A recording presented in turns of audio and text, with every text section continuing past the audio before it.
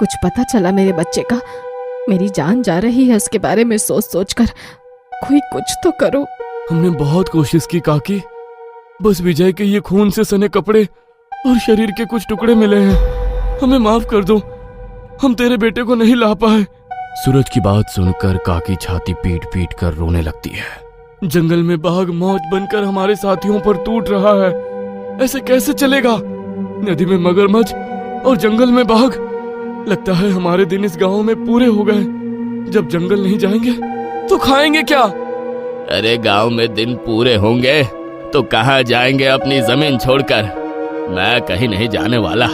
ये बून बीबी का कहर है जो गांव पर गिर रहा है। अभी भी समय है, सब बून बीबी के शरण में चलो। लेकिन बान बीबी तो।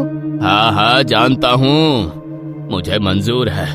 मैं जाऊंगा जंगल में, किसी को तो ये जोखिम लेना ही होगा। वैसे भी जी ली मैंने अपने हिस्से की जिंदगी।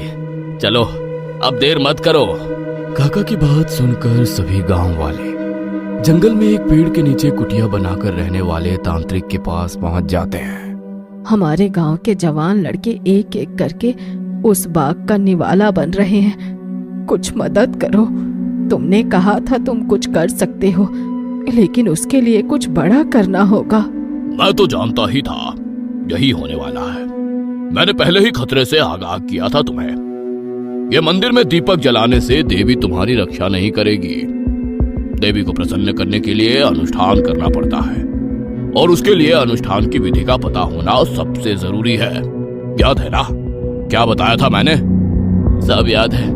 देवी को प्रसन्न करने के लिए मैं जंगल में जाने के लिए तैयार हूँ। मैं लाऊंगा सुंदरी के जंगलों को पार करके चंदन की लकड़ी, और फिर उसी लकड़ा से हवन करके देवी की आराधना होगी। यही कहा था ना तुमने? ठीक कहा, अब जाओ। तांत्रिक की बात सुनकर दिन ढले चंदू काका नाव लेकर नदी में निकल पड़े। कुछ दूर चलने के बाद घने जंगल दिखाई देने लगे थे।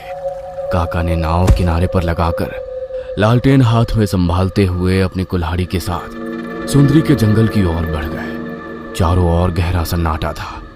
आसमान में काले बादल थे, जिसके कारण चांद भी नजर नहीं आ रहा था। इस गहरी काली रात में जंगल एक काले समुद्र की तरह नजर आ रहा था, जिसका कोई आदि अंत समझ ना आता था। काका अभी कुछ ही दूर चले होंगे कि उन्हें अपने पास से एक तेज गंध महसूस हुई। यह गंध सामान्य नहीं थी।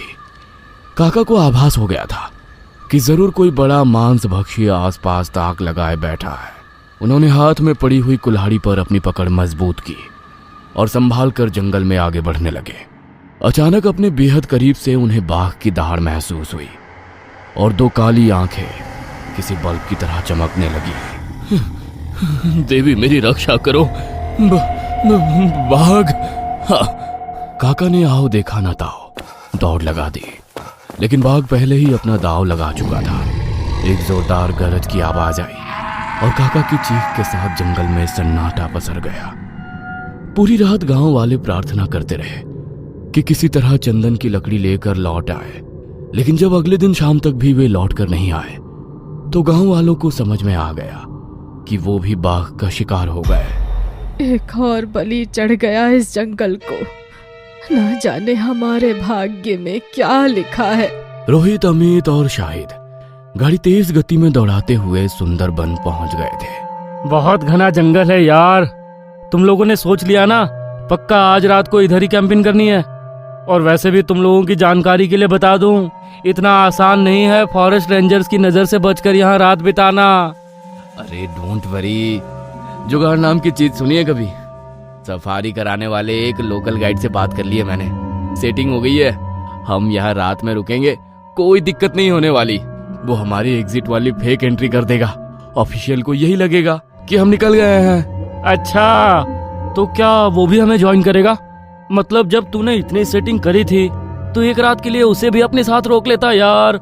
मतलब लोकल का बंदा है, उसे जंगल की बहुत अच्छे से पहचान होगी। कोई खतरा हुआ तो वो संभाल लेगा। इतना ही डर लग रहा था तो क्या जरूरत थी कैंप में आने की? भाई कुछ नहीं होने वाला, आग जलाकर रखेंगे हम लोग। और ये तो बचपन में किताबों में तूने भी पढ़ा होगा ना कि जंगली जानवर आग के नजदीक नहीं आते। भाई क्यों डरा रहा है उसे तू? हाँ हाँ, बात हो गई है मेरी रमेश से, रात में आएगा वो। अभी चिल करो तुम लोग, सारा मजा खराब मत करो। तीनों दोस्त जंगल में नदी से कुछ दूर एक खूबसूरत सी लोकेशन पसंद करके अपना टेंट वहां लगा चुके थे। रात गहराने लगी थी और उसी के साथ जंगल से जंगली जानवरों की दिल दहला देने वाली आवाजें सुनाई पड़ रही थी। टेंट के बाहर आग जलाकर तीनों उसके चारों ओर घेरा बनाकर बैठे हुए थे। उनके हाथ में बोतलें थी। यार ये आवाज सुन रहे हो तुम लोग? ये जंगल कुछ सही नहीं लग रहा। भाई तू तो शुरू से ही डर रहा है, अब तो मुझे भी लग रहा है तुझे लाना ही नहीं चाहिए था। ऐसे बनेगा तू वाइल्ड लाइफ फोटोग्राफर। पता नहीं क्यों अजीब सी फीलिंग आ रही है। Something is not good. तुम समझ नहीं रहे। चढ़ गई तुझे, चल अब और मत पीना। तभी नदी के किनारे झाड़ियों में कुछ हलचल होती है, जिसे सुनकर अमित, शाहिद और रोहित का गला सूख जाता है। तभी अंधेरे से एक आदमी बाहर आता है, जिसके हाथ में लालटेन थी और उसने अपना आधा चेहरा चादर से छुपा रखा था।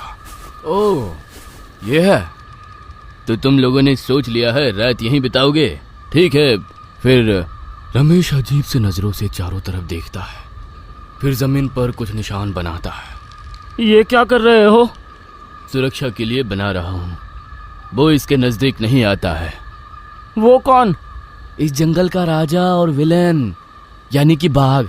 सही कहा ना? नहीं, बाघ नहीं, बेघो, बेगो भूत। उसे अब तक इंसानी खून की गंध आ गई होगी और वो किसी भी पल यहाँ आकर हमला करता ही होगा। मांस, चमड़ी, यहाँ तक कि हड्डी तक निकल जाता है इंसान की। वो बाघ से कई गुना शक्तिशाली और डरावना। बेघो? बेघो क्या? आपको किसी ने बताया नहीं? आप तो आज के ज़माने के लड़के हैं, किसी जगह पर जाने से पहले उसके बारे में जानकारी नहीं लेते आप लोग। इस जंगल में सिर्फ बाघ नहीं, बेगो भूत भी रहता है। ओ कम ऑन यार, स्टॉप इट। इंडिया में कोई गली मोहल्ला ऐसा नहीं जहां पर कोई स्पेसिफिक भूत ना रहता हो। बंद करो ये कहानी।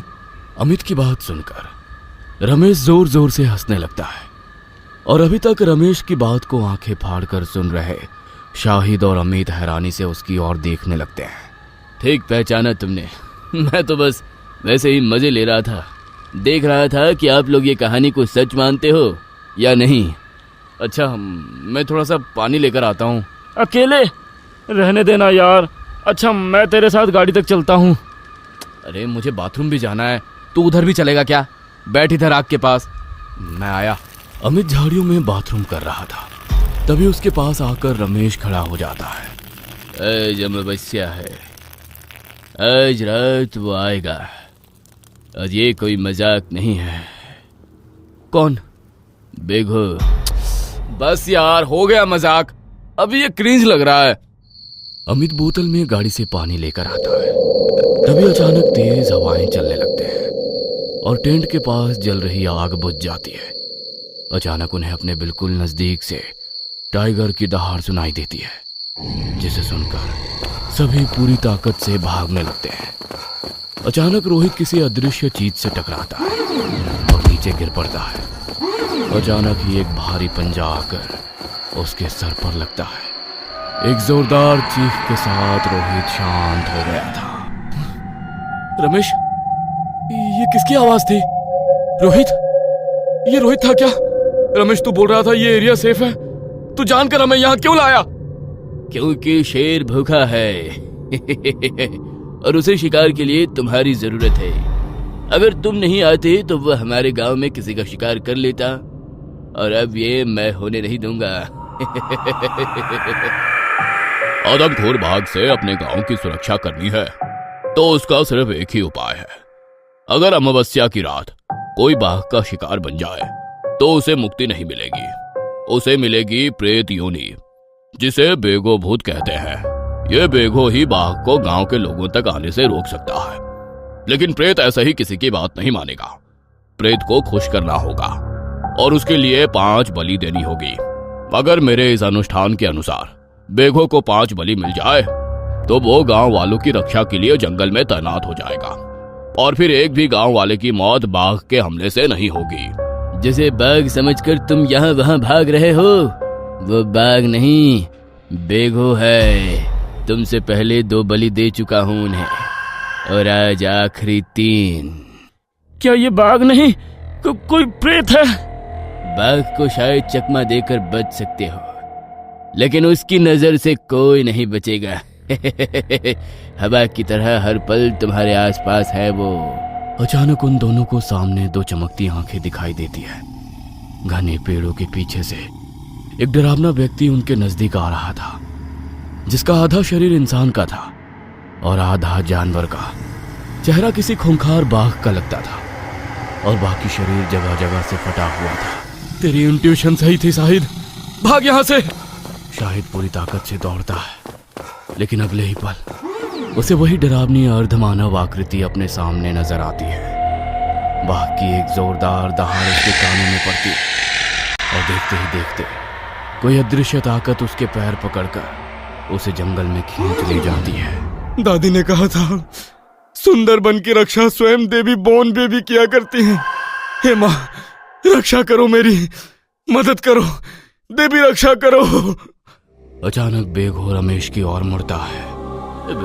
नहीं, मैंने तुम्हें बलि दी है, तुम्हारा शिकार ये है, अपना वादा याद है ना? रमेश की उम्मीद के विपरीत बेघोर रमेश पर झपट पड़ता है। डर के मारे अमित अपनी आंखें बंद कर लेता है।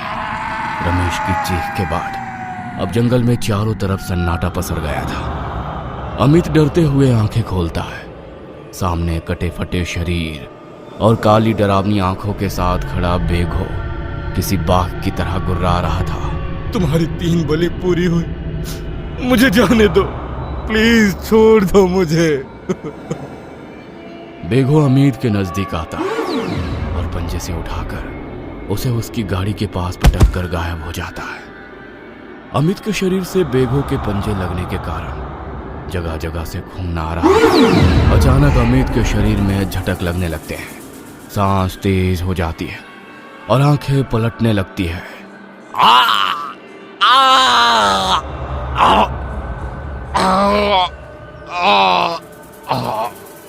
उसकी नसें काली पड़ने लगती हैं और चेहरा धीरे धीरे बदलने लगता है। देखते देखते अमित की आंखों में लाली उभरती है और वो फिर से सामान्य इंसान के रूप में बदल जाता है।